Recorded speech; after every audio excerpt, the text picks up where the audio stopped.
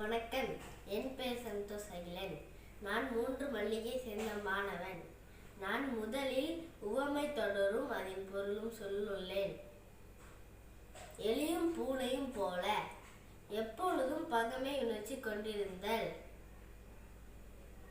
காந்தம் இரும்பை கவர்வது போல ஒன்றை தன் வசம் கவர்ந்திழுத்தல். நகமும் செதையும் போல மிக நெருக்கமாக இணைமொழியும் பொருளும் ஆடை அணிகலன் உடையும் ஆபரணமும் சுற்றும் முற்றும் நாலா பக்கமும் சுற்றிலும் மேடு பள்ளம் சமமற்ற நிலப்பகுதி. இரட்டை கல்வி தகதக தென்னிறமான ஒளி கொழுந்து விட்டு எறிதல். மலமல ஒன்றை விரைவாகவும் சுறுசுறுப்பாகவும் செய்தல். நர நர சினத்தால் பல்லை கடிக்கும் ஓசை. நன்றி, வணக்கம்.